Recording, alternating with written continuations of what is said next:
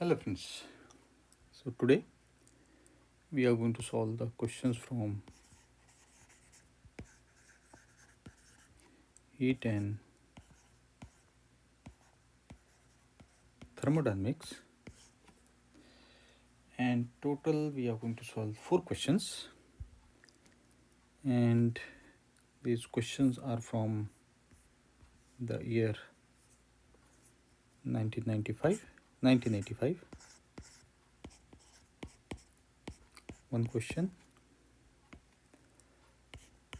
1986, 2 questions, and 1987, 1 question. So in total we are going to solve 4 questions.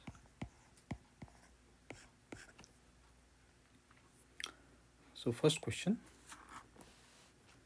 it states that two glass bulbs of equal volume are connected by a narrow tube and filled with a gas at 0 degree centigrade and pressure of 76 of mercury.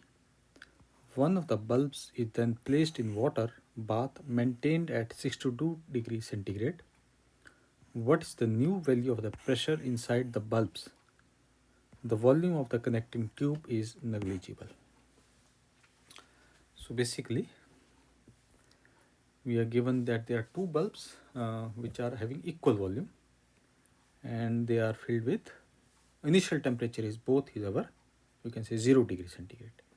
Later on, one of the bulb is placed at the 62 degree centigrade, and the second bulb at that particular moment will be still at 0 degree centigrade.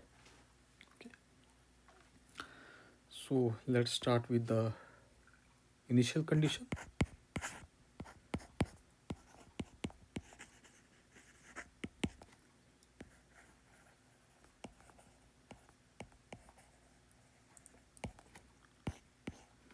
And initial conditions, so let us assume that we are having two bulbs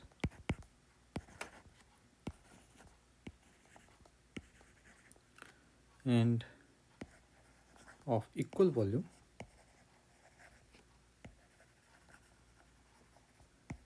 and that volume is suppose given as V.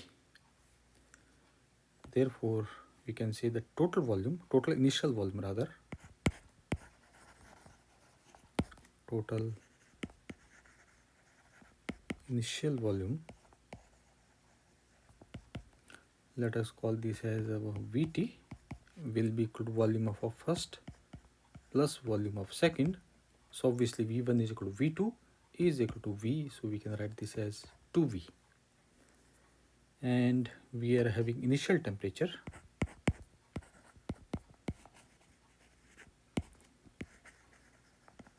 it is given to us as 0 degree centigrade, so we can say this will be our 273 Kelvin. And initial pressure,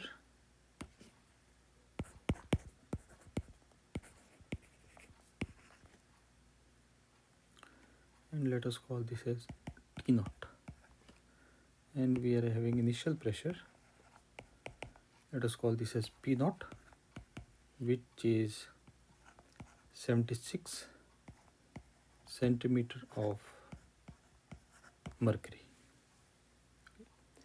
And the total number of moles in a gas is suppose given as N total.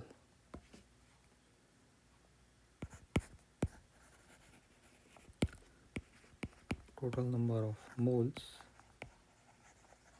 is N total. Now we come to the final condition.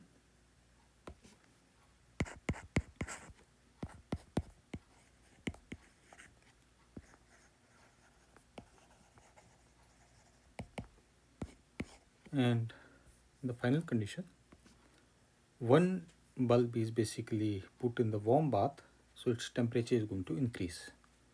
So we can say one bulb is heated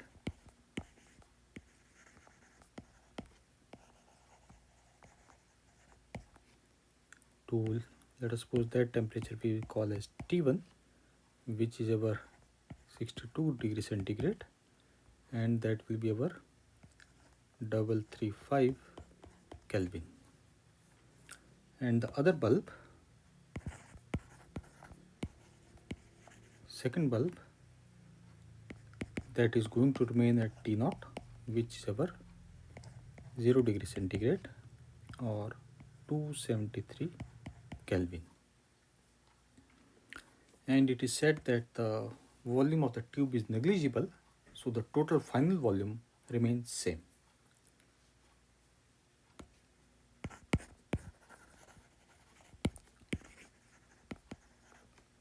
Final volume will be same, that is our 2V. And so since the bulbs are connected with each other, the pressure is going to equalize in both the bulbs. So let us and the pressure will be, so the final pressure will be same. So let us suppose that final pressure is PF. So you can say, since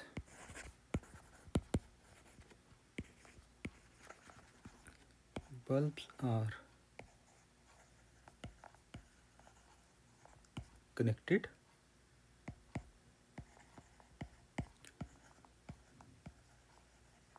the pressure equalizes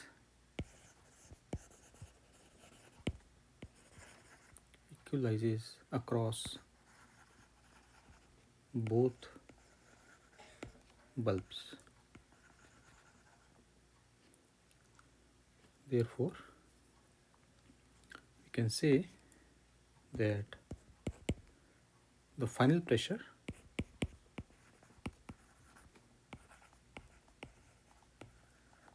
is PF. Now we are going to use our ideal gas law, that is our PV is equal to nRT, and here total number of holes, like I said, is N2. So in the first one we are going to N1 and plus N2. Okay. And let me write it separately, otherwise it will create confusion. So let us use our ideal gas law.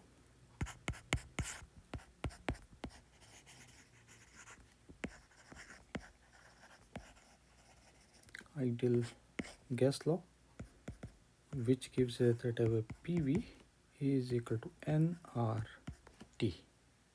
Okay. And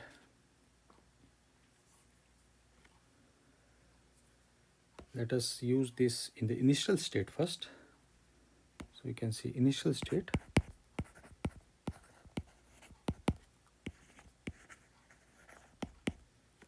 and in the initial state total number of moles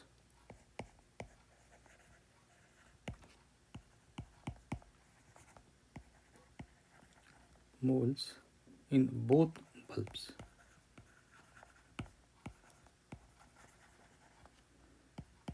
that is of NT will be equal to N1 plus N2. Okay. Therefore, we can say that for one bulb we can write the equation that P0V is equal to N1R T0, because initially both bulbs are having the same pressure, volume as well as the temperature. So we can use, and from here we can say that our N1 will be equal to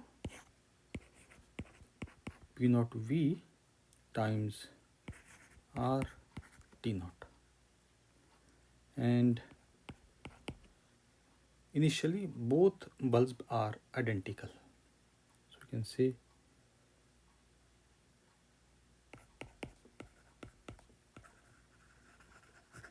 initially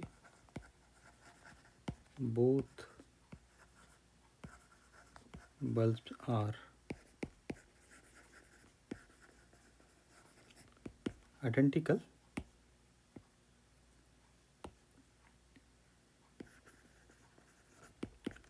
therefore we can say that our n total will be equal to 2 times n1, which will be can be written as 2 p naught v, and this comes as r times t naught. Now we come to our final condition.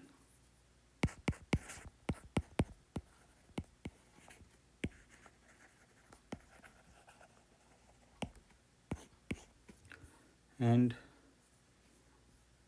final condition, final state, much better.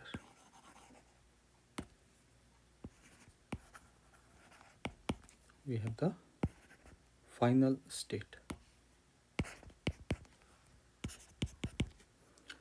and one of the bulb is, like I said, is the temperature T1. So we can say the first bulb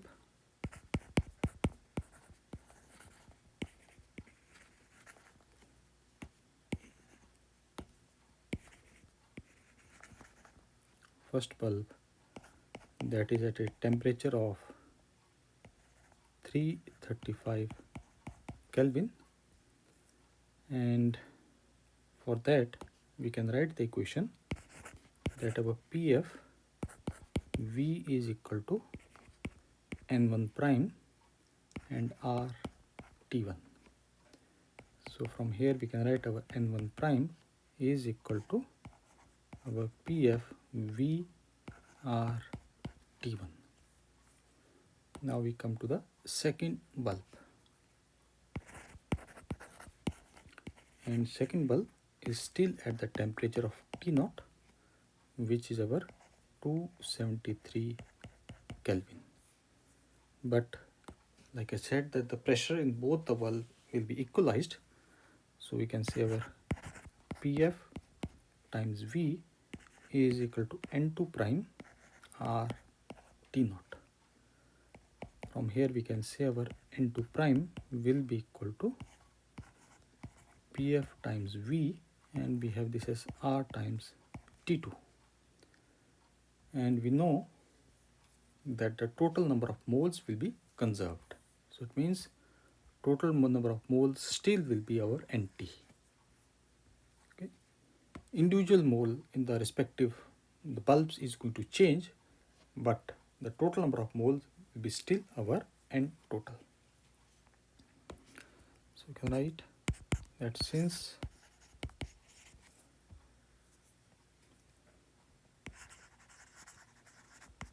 total moles are conserved, which is our N total, now this will be equal to our N1 prime plus N2 prime. So now we simply substitute value of N1 prime and N2 prime, so we get our N total. N1 prime is equal to our PFV R T1 plus PFV R T0, and this can be equated to our N total, which is our 2 times P0 V R T0. So this comes as 2 times P0 V, and we have this as R times T0. And here this volume as well as R is going to cancel out, so we get this as our 2 times P0 T0 is equal to PF we can take as common, so this is 1 upon T1 plus 1 upon T0, and PF we can write that PF will be equal to our, this will become as 2 times P0 T1 multiplied by T2 divided by T0 T1 plus T0. We can simply take the LCM. Now we simply substitute the values. We get that PF is equal to 2 times P0. P0 was our 76. T1 times T0, that is our 335 times 273 divided by T0 is our 273, and this comes as 335 plus 273,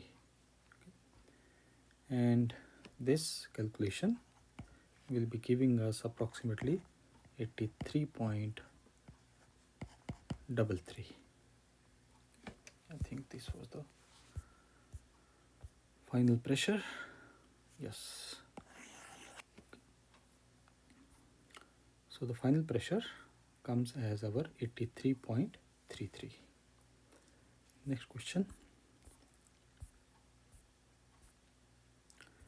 It was asked in the year 1986, and it states that an electric heater is used in a room of total wall area 137 meter square to maintain a temperature of plus 20 degrees centigrade inside it when the outside temperature is minus 10 degrees centigrade. The walls have 3 different layers material. The innermost layer is of wood of thickness 2.5 centimeter. In the middle layer is of cement thickness 1 centimeter, and the outermost layer is of brick of thickness 25 centimeter. Find the power of the electric heater. Assume that there is no heat loss through the floor and the ceiling. The thermal conductivity of wood, cement and brick are 0.125, 1.5 and 1 respectively. So it means we are having 3 layers, and suppose we can just draw these 3 layers. So innermost layer is of wood. Suppose this is our wood, and the second layer is of cement. So this is our second layer, and it is of cement, and the third layer is of our brick.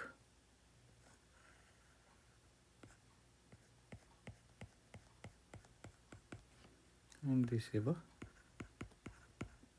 brick.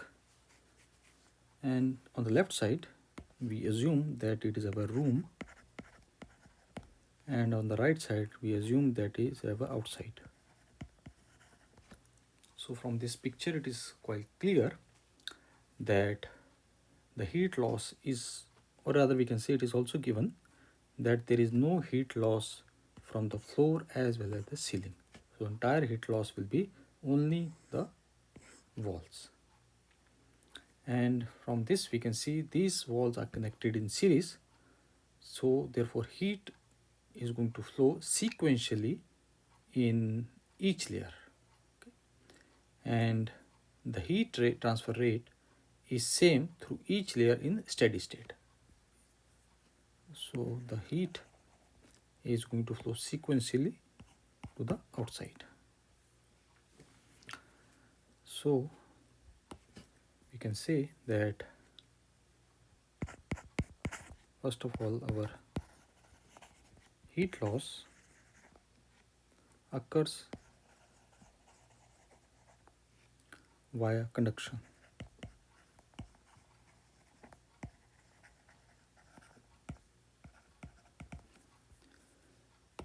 And we can also say that walls are in series, so heat flows through each layer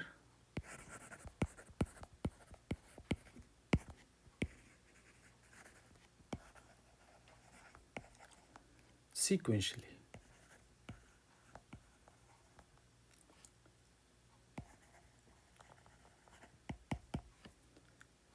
And we can also write that heat transfer rate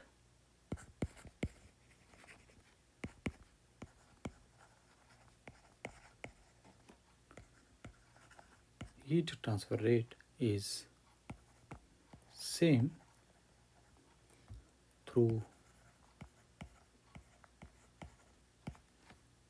each layer in steady state.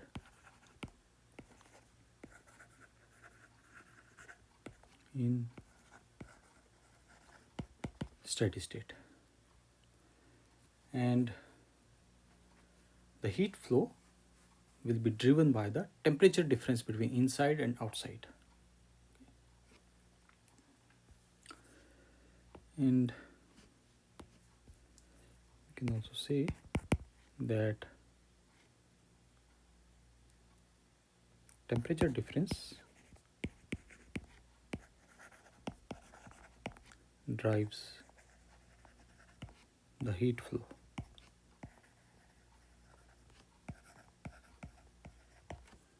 And finally, we can write that total area of the wall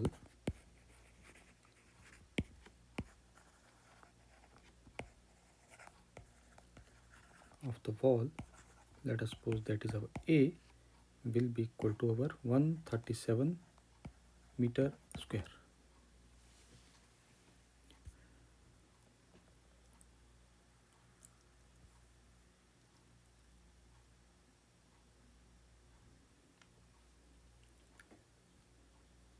Okay, so first of all, let's understand the heat conduction through a composite wall.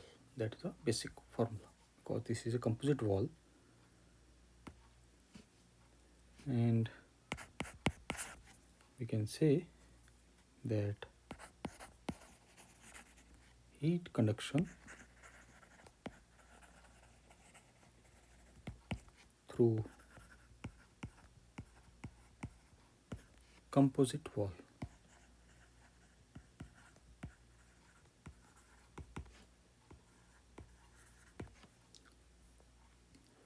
and we can write the rate of heat, that is about dq by dt, will be equal to A delta T, and we have this is R total. And this R total, rest things are quite self-explanatory. Here this R total is the total thermal resistance of 3 layers. So we have R total, this is our total thermal resistance of 3 layers. In this particular case, it is 3 layers, or for n layer it will be for n layers. Okay. And we also know the formula for thermal resistance for each layer. You can say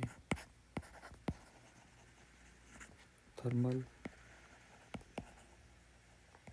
resistance for each layer, let us call this as our R of I, will be equal to our L of I, K of I multiplied by A. Here I stand for number of layers. If number of layers is 1, so value of I will be equal to 1. So it will be R1, L1, K1 multiplied by A. Here L is thickness of the layer.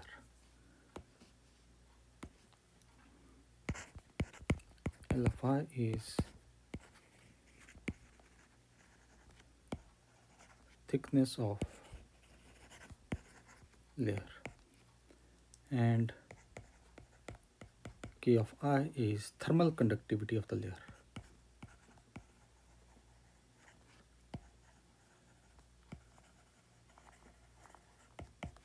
Conductivity of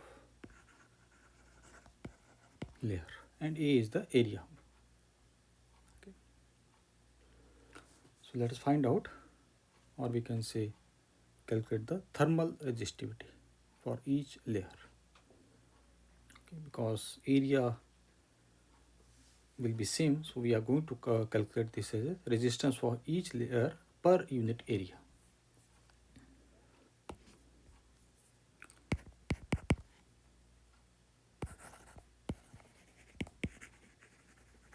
Resistance for each layer per unit area, which will basically our R of I is equal to L of I upon K of I. So first of all, let us start with wood.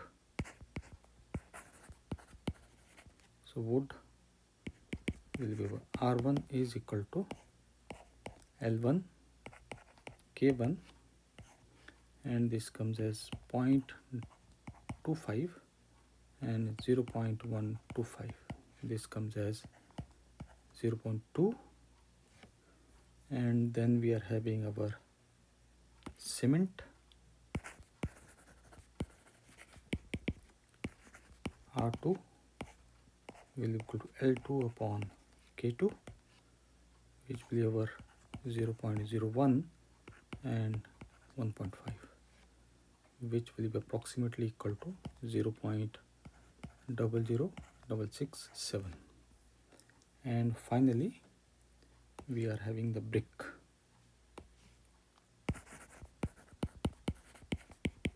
So we get our R3 will be equal to L3 upon K3, which is 0.25 and 1.0. So this comes as 0.25. So total thermal resistance per unit area. Total thermal resistance per unit area, which we can write our RT is equal to R1 plus R2 plus R3. So we get our RT is equal to 0.2 plus 0.00667 plus 0.25 will be equal to 0.4567. Now let's calculate our heat transfer. Formula we already know, RT we just found out. And we can say that heat transfer rate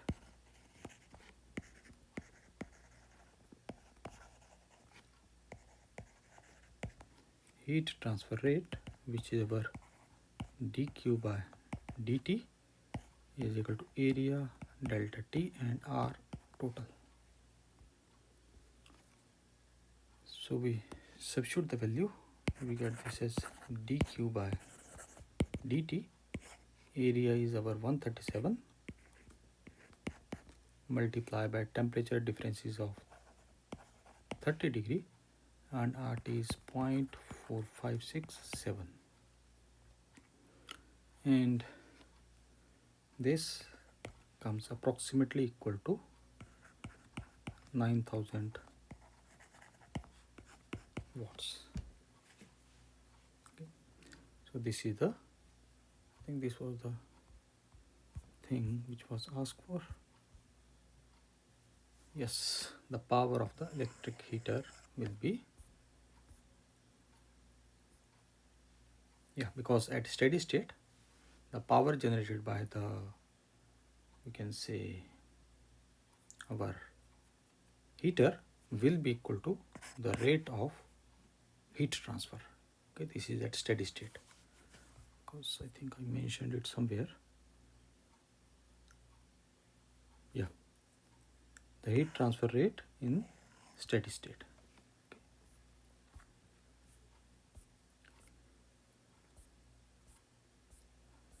Next question. It was asked in the year 1986, and it states that a thin tube of uniform cross section is sealed at both ends. It lies horizontally. The middle 5 centimeter containing mercury, and two equal ends containing air at the same pressure P. When the tube is held at an angle of 60 degree with the vertical direction, the length of the air column above and below the mercury are 46 and 44.5 centimeter respectively. Calculate the pressure P in centimeters of the mercury. The temperature of the system is kept at 30 degree centigrade. So this we can say that if we are having a horizontal tube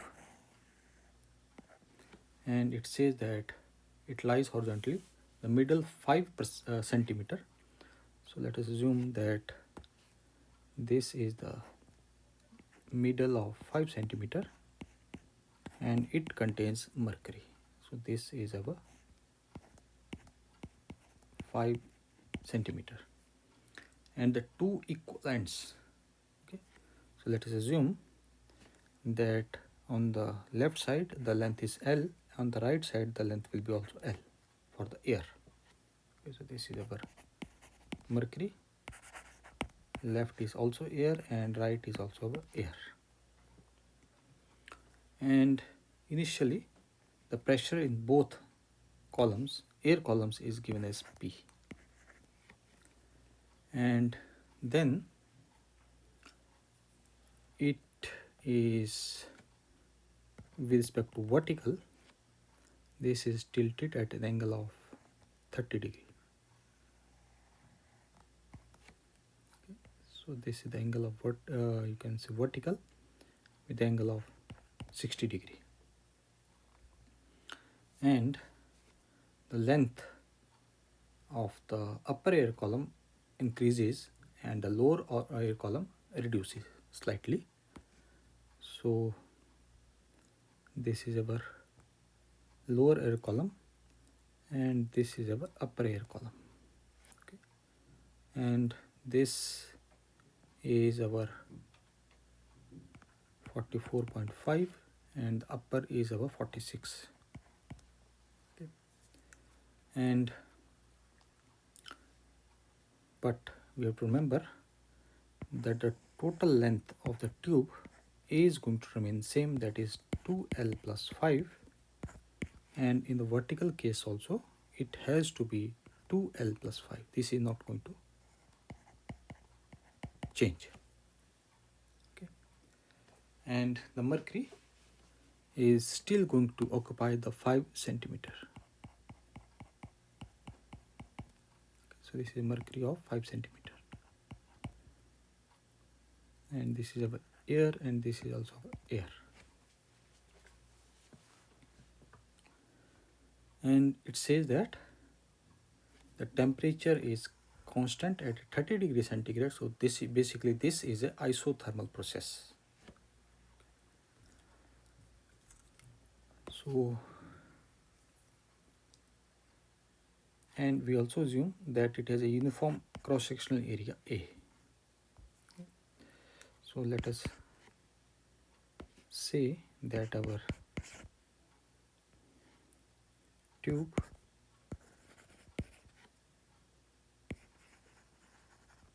cross-section area is, let us suppose, A, and we assume that the initial length of each air column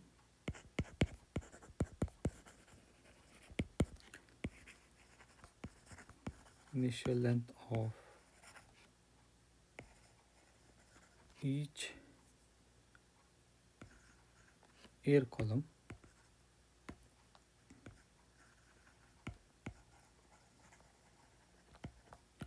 is, let us suppose, given as L. Mercury we know is our 5, therefore we can say that the total length of the tube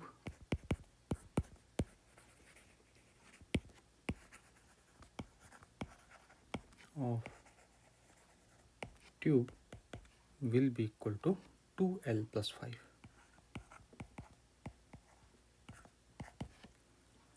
And initial we know the pressure is P and the temperature is constant. We also given that temperature is kept constant. Temperature is kept constant.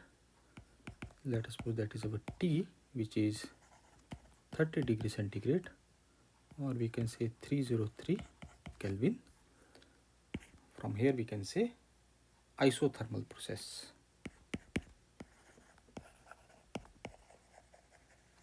Isothermal process. Now we come to the tilted position of the tube. So we can say tilted position.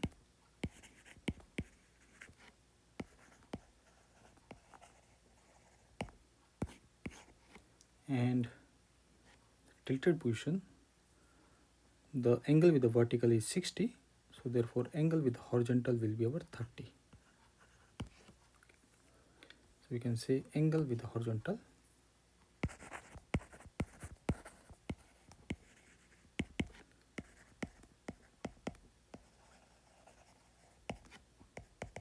will be 30 degree, and the mercury column length is ever fixed. So we have mercury column length will be 5 centimeter, and upper air column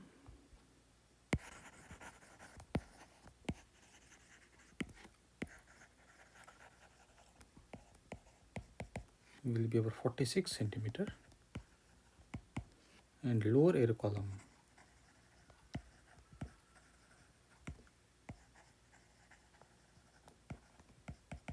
is over 44.5 centimeter, but total length is going to remain same. And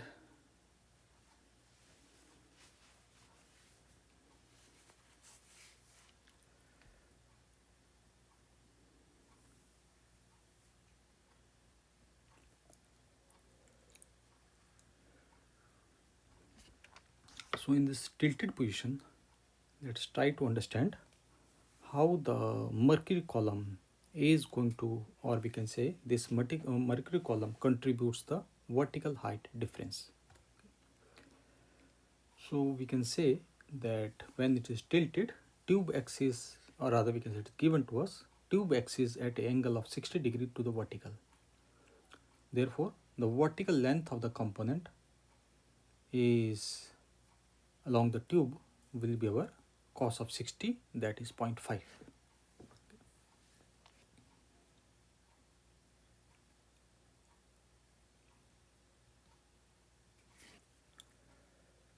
So from here we can say vertical component of a length along the tube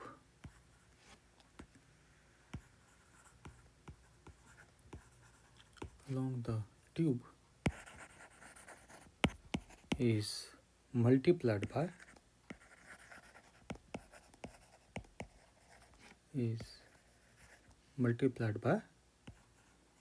cos of 60, which comes as 0.5. Okay. And Therefore, we can say that our mercury column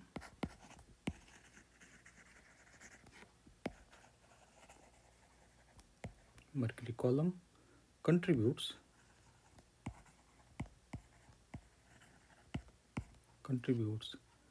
a vertical height difference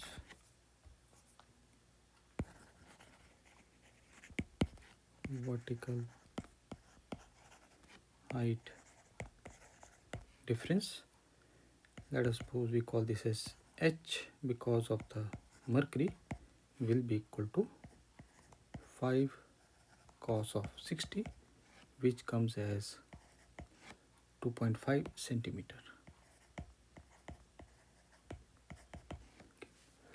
And this vertical distance between the top and the bottom surface of the mercury column is going to affect the pressure difference between the two air columns. Okay.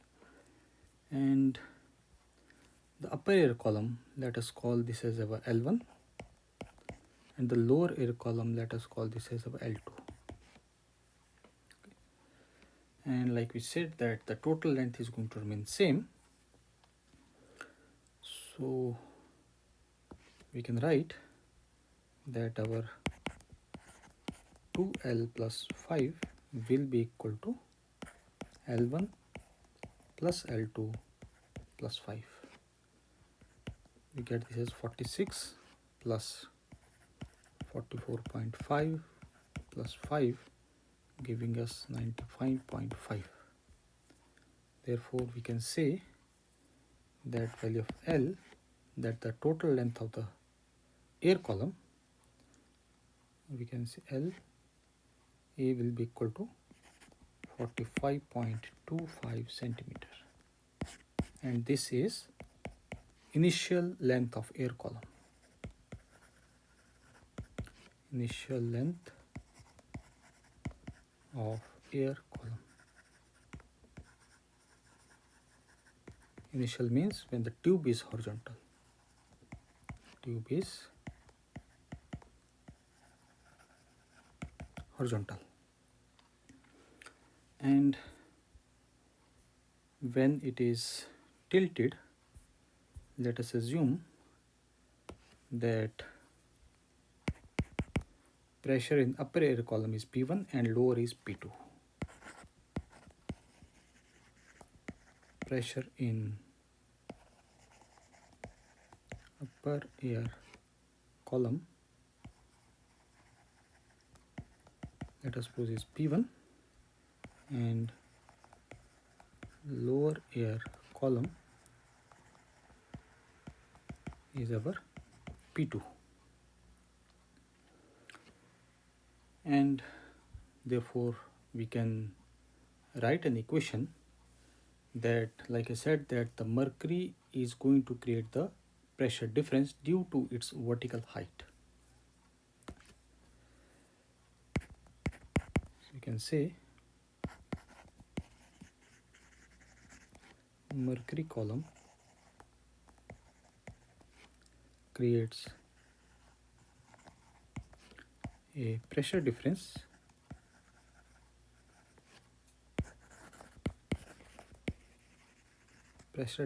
due to its vertical height. Due to its vertical height. Therefore,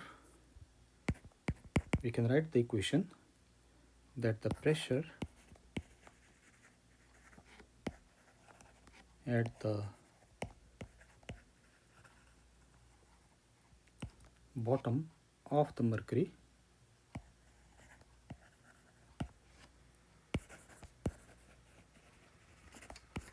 and this is for lower air column. Lower air column is higher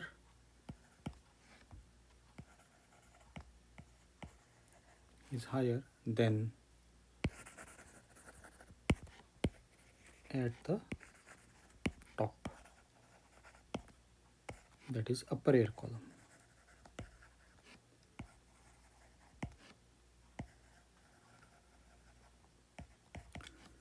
So we can write the equation that our P2 will be equal to a P1, and P2 was our lower air column. So lower air column is having a pressure that is greater than our P1, and this difference is because of this particular mercury column. So we can say P2 is equal to P1 and the pressure difference because of the mercury column.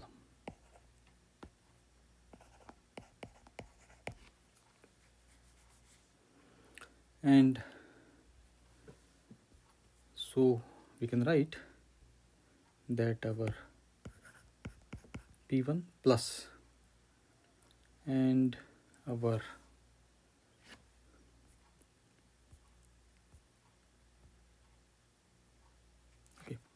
and in this case we have to calculate the pressure P in terms of the mercury. Okay. So therefore we can directly substitute this entire value as 2.5 because centimeter mercury, 2.5 centimeter of mercury. Okay. Now we can use ideal gas law with respect to our isothermal process. You can say ideal gas law, and the process is our isothermal. Therefore we can say that our PV is equal to constant.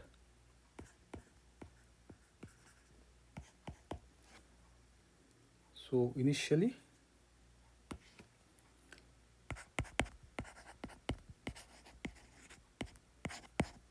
we can write that initially we can say that for our horizontal position,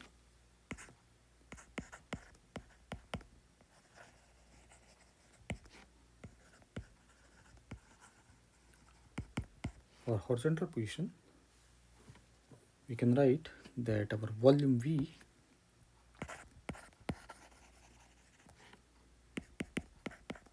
will be equal to length multiplied by area, and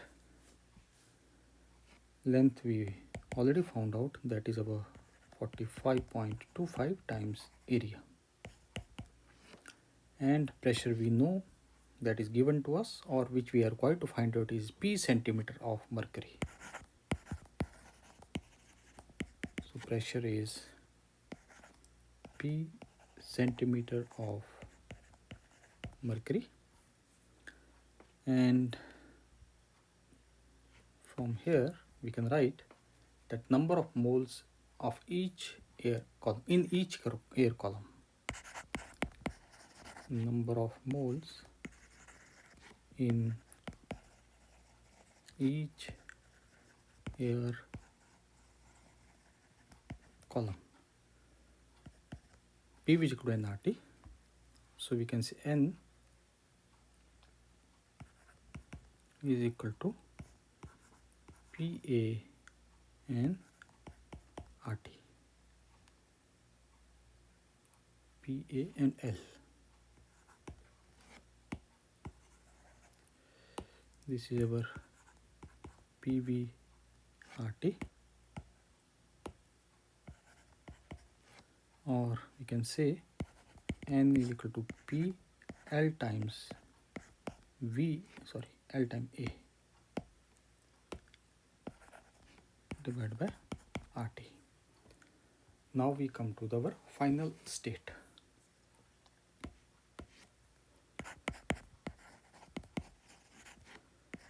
Final state, which means at an angle, tilted.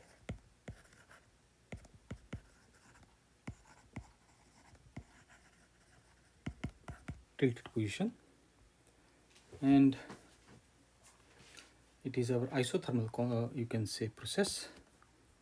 So we have our PV is our constant, or we can say that P, initial pressure is P and volume is V, is equal to P1 and our V1.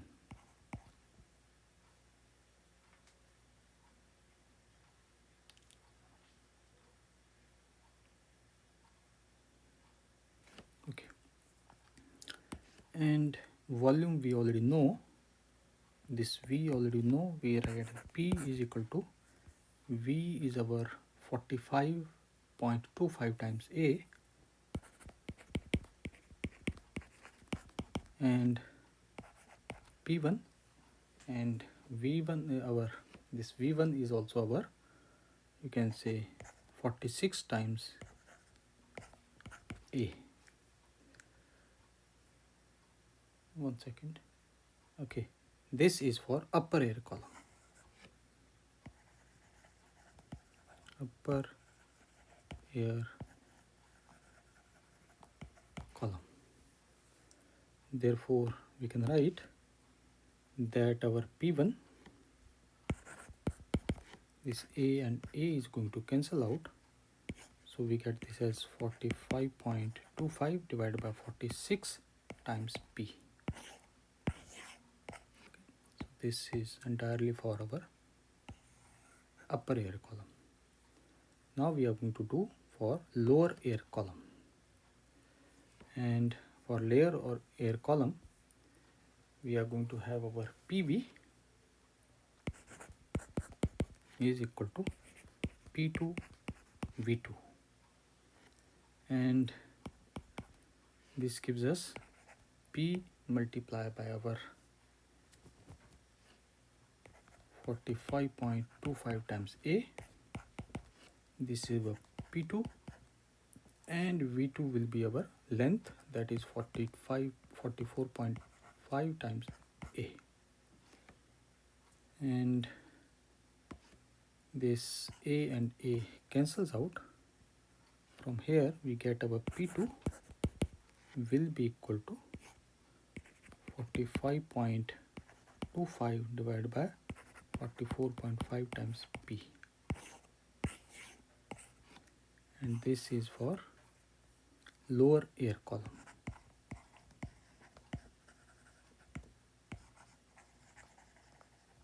Lower air column. And we already know relationship between P1, P2. This is the relationship. Let us call this as equation number 1. So we can say from equation 1,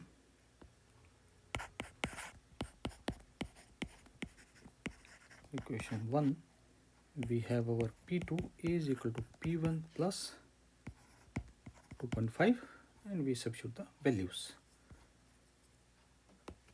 Our this comes as 45.25, 44.5 times P is equal to 45.25 and 46 P plus 2.5, and this is quite simple to calculate now. Only calculation is left. So we get P is equal to approximately 75.44 centimeter of mercury.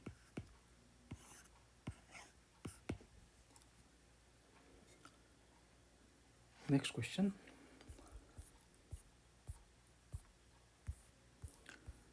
This was asked in the year 1987,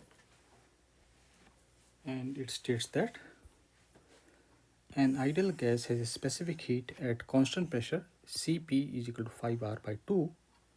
The gas is kept in a closed vessel of volume 0.0083 meter cube at a temperature of 300 Kelvin and a pressure of 1.6 into 10 to the power 6 Newton meter per meter square. An amount of 2.49 into 10 to the power 4 joule of heat energy is supplied to the gas. Calculate the final temperature and pressure of the gas. Okay. And here most of the things are given quite straightforward, and it is said that it is a closed vessel, so therefore the volume will be constant. So we can say that vessel is closed,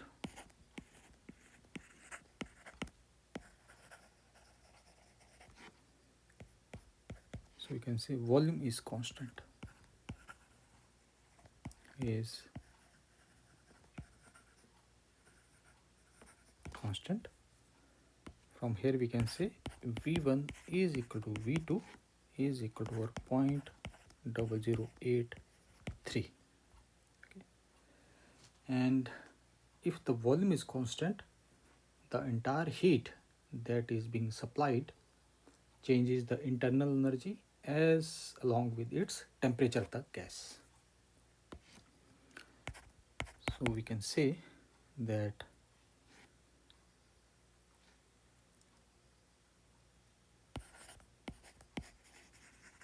process is at constant volume,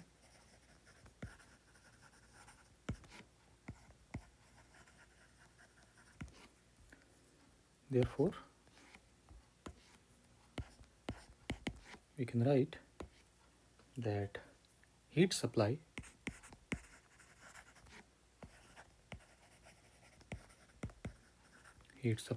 changes internal energy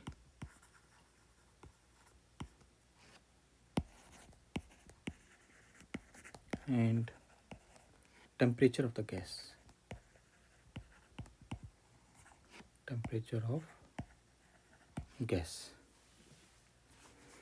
And we assume that our initial temperature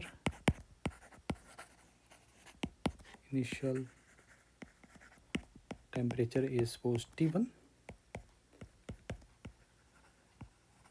initial pressure is suppose P1, final temperature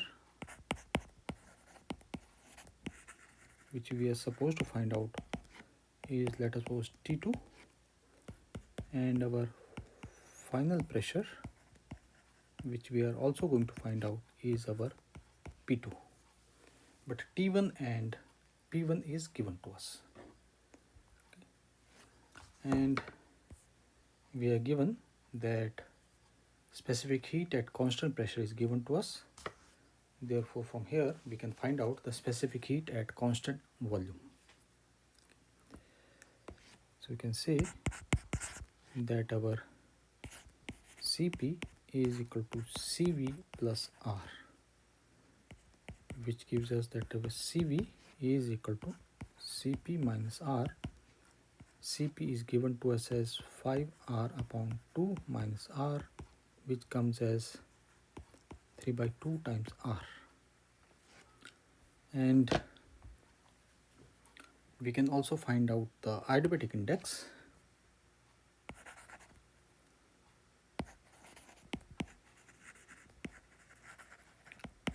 Adiabatic index,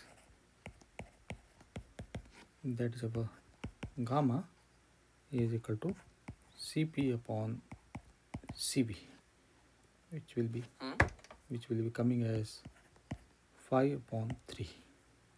Now we are going to calculate the number of moles using ideal gas equation.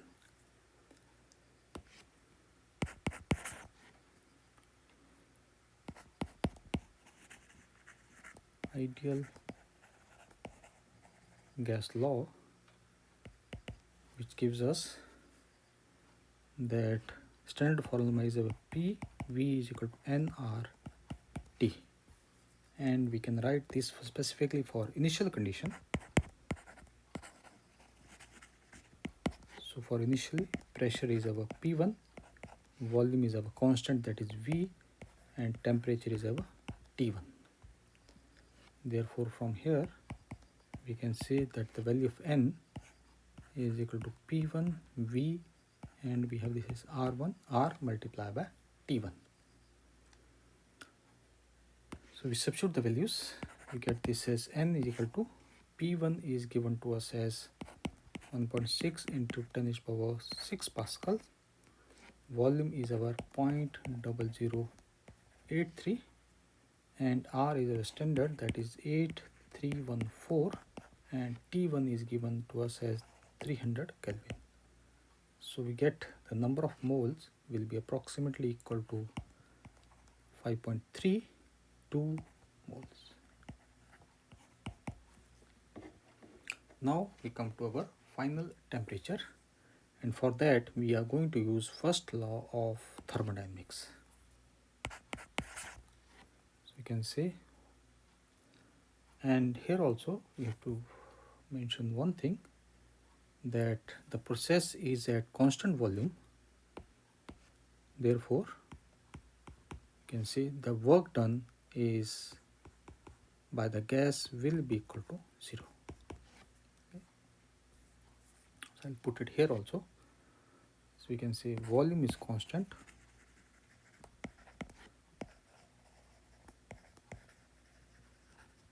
therefore work done by gas, that is our W, is equal to 0. Now we can use our first law of thermodynamics.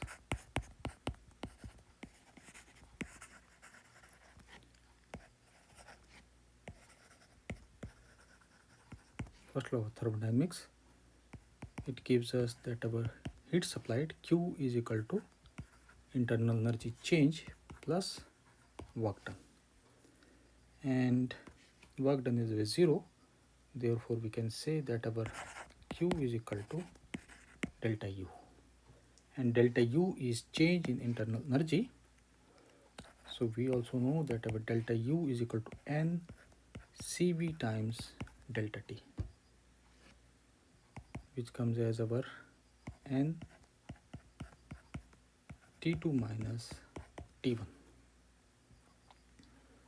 And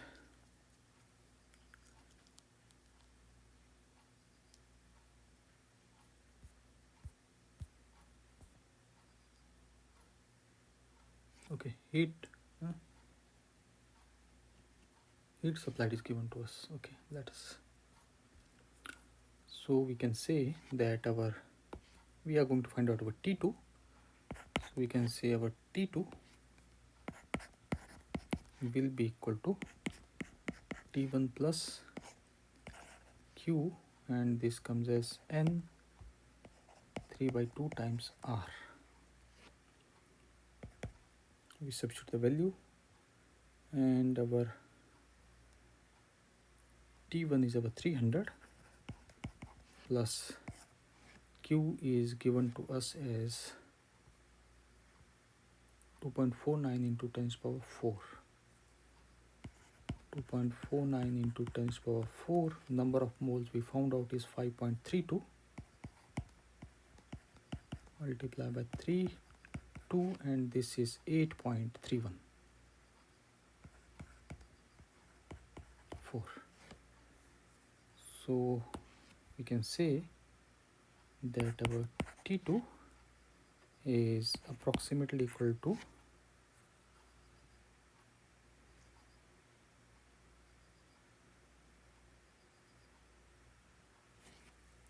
674.936, or approximately we can say this is about 675 Kelvin.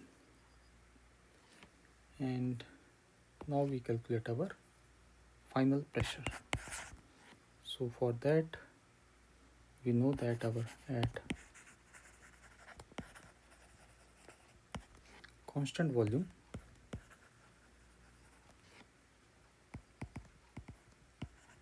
P1V upon T1 is equal to P2V upon T2. So we get from here that our P2 is equal to P1 times T2 upon T1. So we simply substitute the values. P1 is our 1.6 into 10 to the power 5, and T2 is our 675. T1 is our 300, So from here we get that our P2 is approximately equal to 3.6 into 10 to the power 6 pascals.